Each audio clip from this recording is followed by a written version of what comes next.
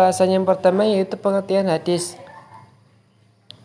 Hadis menurut bahasa ialah berasal dari bahasa Arab, yaitu dari kata hadatsa yahdutu hatsan haditsan yang artinya bermacam-macam.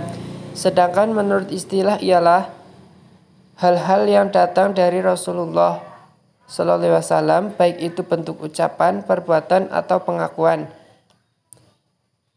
Jika dilihat dari secara istilah, hadis juga dapat dikatakan sebagai sunnah. Hadis atau sunnah dibagi menjadi 3. Yang pertama yaitu hadis qauliyah, yaitu hadis Rasulullah SAW yang berupa ucapan. Yang kedua yaitu hadis fi'liyah, yaitu hadis atau sunnah yang berupa perbuatan Nabi Muhammad SAW.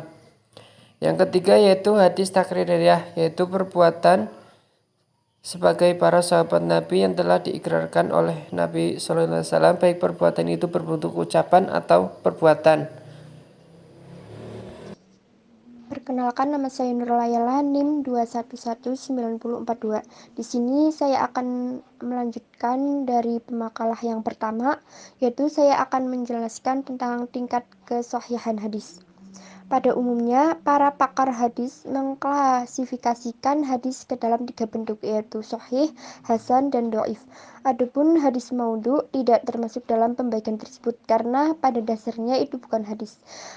Penyebutannya sebagai hadis hanya dikatakan oleh orang yang suka membuatnya. Dalam menetapkan kriteria kesahihan hadis, terjadi perbedaan pendapat di kalangan muhaddisin. Meskipun demikian, kriteria kesahihan hadis yang banyak menyebutkan 5 kriteria keotentikan hadis, yaitu yang pertama, sanadnya bersambung. Kata ittisal berarti bersambung atau berhubungan. Sanadnya bersambung artinya setiap rawi hadis yang bersangkutan benar-benar menerimanya dari rawi yang pertama. Dengan demikian, menurut Al-Suyuti, hadis munkati, mudhal, mu'alaq, mudalas tidak termasuk kategori hadis sahih karena sanadnya tidak bersambung. Menurut Ibnu Al-Soleh, hadis mutasil meliputi hadis marfu dan hadis mauquf. Sedangkan hadis musnad adalah hadis yang khusus disandarkan kepada Rasulullah SAW. Dengan demikian, ulama hadis umumnya berpendapat bahwa hadis musnad pasti marfu dan bersambung sanadnya, sedangkan hadis mutasil tidak mesti bersambung sanadnya. Sanad suatu hadis dianggap tidak bersambung apabila terputus salah seorang atau lebih dari rangkaian para perawinya.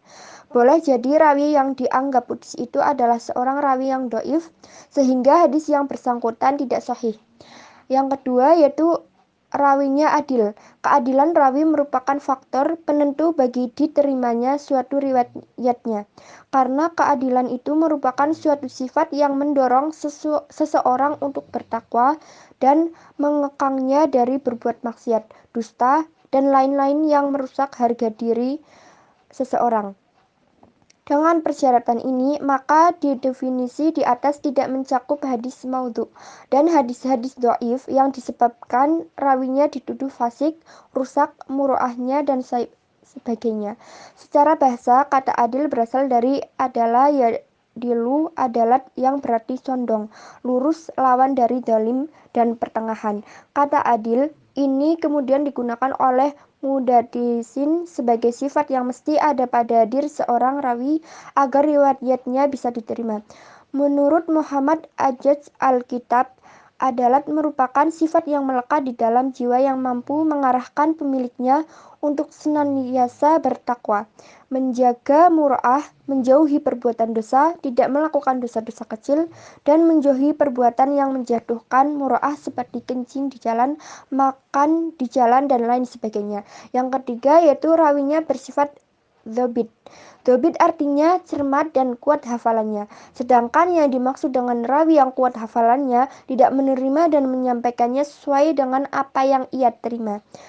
Dari sudut kuatnya hafalan rawi, kedzabitan ini terbagi menjadi dua macam, yaitu yang pertama dhobit sodari atau dzabih al-fuad.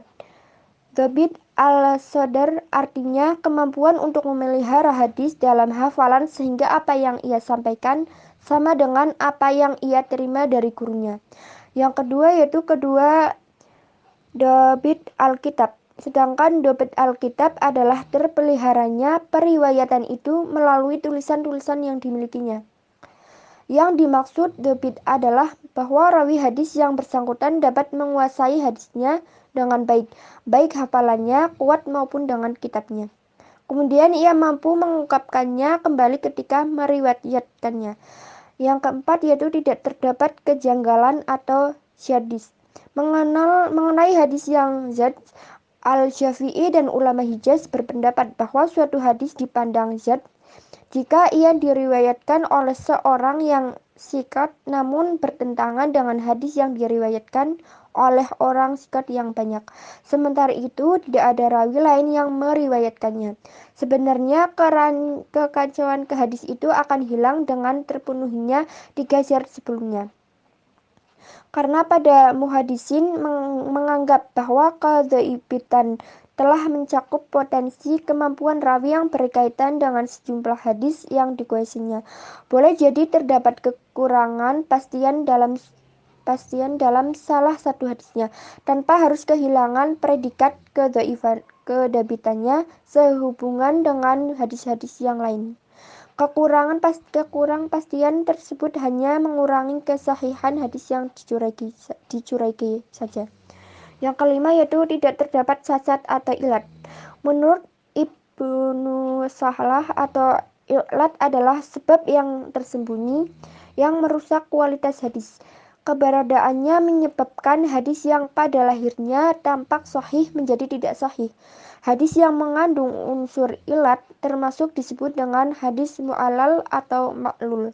Dikatakan tidak ada cacat-cacat kesahihannya, yakni hadis ini itu terbebas dari sifat-sifat samar yang membuatnya cacat. Meskipun tampak bahwa hadis itu tidak menunjukkan adanya cacat-cacat tersebut, dan hadis yang mengandung cacat itu bukan hadis sahih. Sebagian ulama yang menyebutkan ilat dan zat ada pada sanad. Selanjutnya akan dilanjutkan oleh pemakalah ketiga. Baik, saya Nur Fathul Jannah, NIM 2119080, akan melanjutkan materi yang terakhir mengenai macam-macam metode penelitian hadis. Yang pertama, ada metode komparatif. Metode komparatif ini adalah membandingkan antar hadis.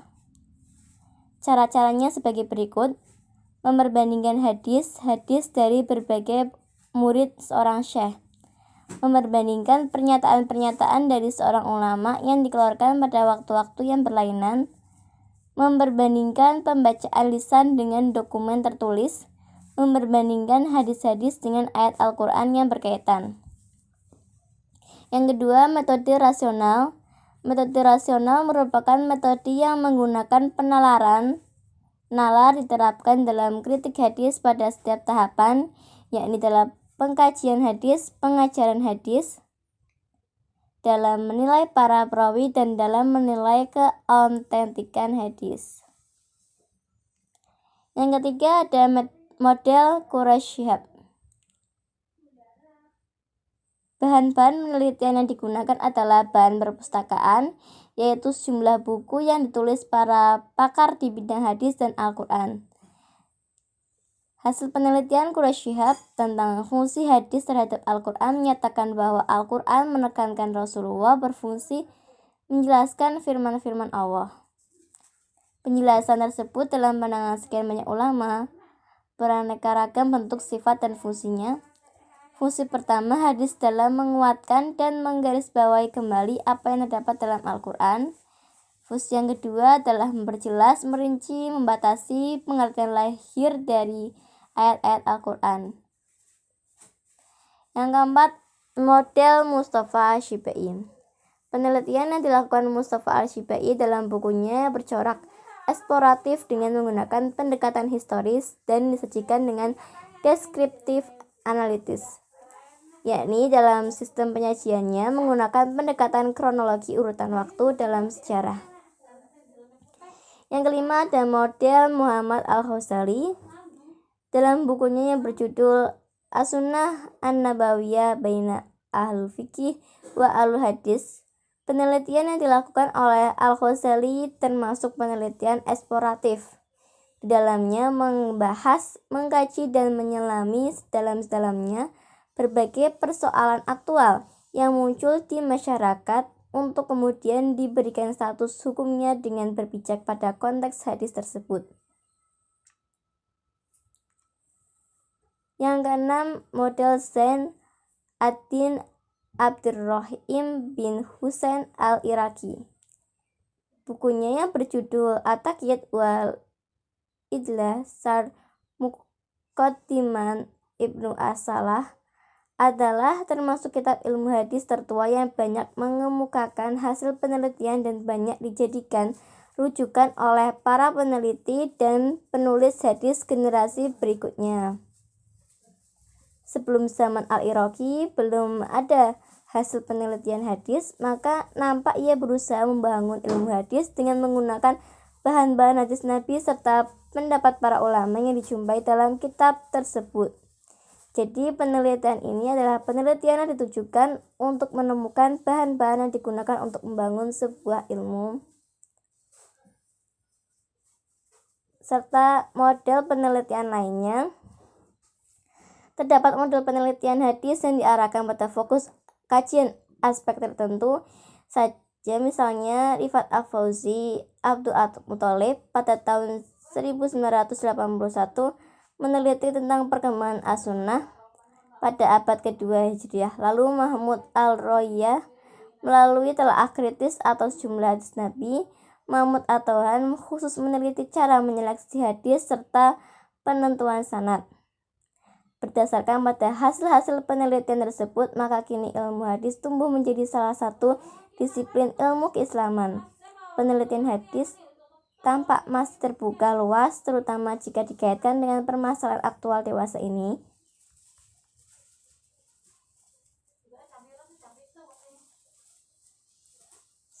Dalam penelitian hadis klasik, model penelitian diarahkan kepada dua segi, sanad dan matan. Dalam penelitian sanad, model yang ditempuh adalah dengan melakukan langkah-langkah sebagai berikut. Yang pertama, melakukan at-tahrij. Tahrij adalah menunjukkan atau mengemukakan letak asal pada hadis pada sumbernya yang asli, yakni berbagai kitab yang dalamnya dikemukakan hadis tersebut secara lengkap dengan sanadnya masing-masing. Kemudian untuk kepentingan kritik sanad dijelaskan kualitas sanad dan para periwayat dari hadis yang bersangkutan. Yang kedua, melakukan al-i'tibar. Al-i'tibar berarti menyertakan sanad-sanad untuk hadis tertentu yang hadis itu pada bagian sanadnya tanpa hanya terdapat seorang periwayat saja, dan dengan menyertakan sanad-sanad yang lain tersebut akan dapat diketahui apakah ada periwayat lain ataukah tidak ada untuk bagian sanad dari sanad hadis yang dimaksud. Yang ketiga, mengkritisi pribadi periwayat serta metode periwayatannya. Ulama hadis pendapat bahwa ada dua hal yang harus dikritik pada diri pribadi periwayat hadis untuk diketahui apakah riwayat hadis yang dikemukakannya dapat diterima sebagai hujjah ataukah harus ditolak. Kedua hal itu adalah keadilan dan kedobitannya. Keadilan berhubungan dengan kualitas pribadi, sedangkan kedobitannya berhubungan dengan kapasitas intelektualnya. Jika kedua hal itu dimiliki oleh periwayat hadis, maka periwayat tersebut dinyatakan bersifat sikoh. Yang keempat, meneliti syadz dan ilat. Salah satu langkah kritik sanad yang sangat penting untuk meneliti kemungkinan adanya syadz dan dalam sanad adalah dengan melakukan studi komparatif terhadap seluruh sanad yang ada untuk satu matan yang sama. Sedangkan cara mengkritisi kemungkinan terjadinya ilat yaitu dengan membanding-bandingkan semua sanad yang ada untuk matan yang isinya semakna. Hadis yang mengandung syadz oleh ulama disebut sebagai hadis syadz, sedangkan lawan dari hadis syadz disebut hadis mahfudz.